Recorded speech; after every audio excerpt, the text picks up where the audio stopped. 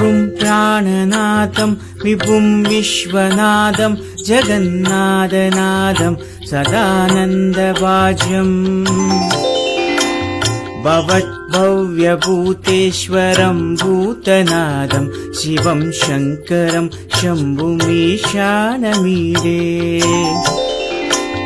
गले रुण्डमालं तनौ सर्पजालं महाकालकालं गणेशादिपालम्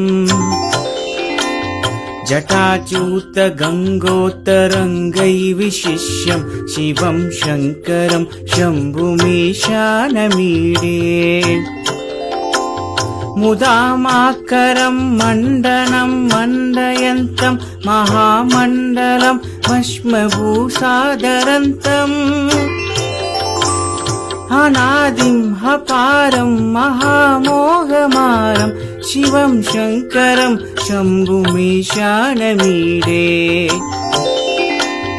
वटातो निवासं महाट्टाट्टहासं महापापनाशं सदा सुप्रकाशम्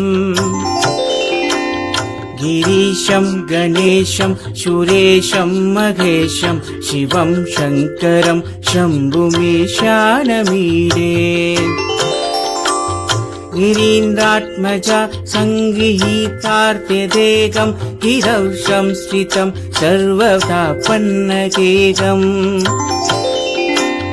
परब्रह्म ब्रह्मादिभिर्वन्यमानं शिवं शङ्करं शम्भुमीशानमीडे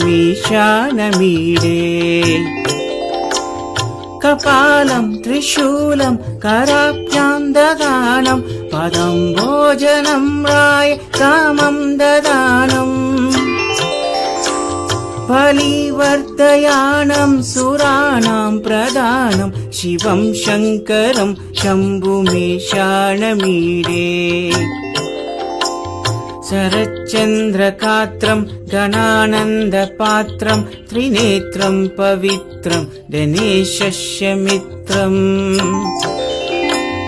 अपर्णाकलत्रं सदा सच्चरित्रं शिवं शङ्करं शम्भुमीशानमीडे हरं सर्पहारं चिताभूविहारं भवं वेदसारं सदा निर्विकारम् श्मशाने वसन्तं मनोजं दहन्तं शिवं शङ्करं शम्भुमीशानमीडे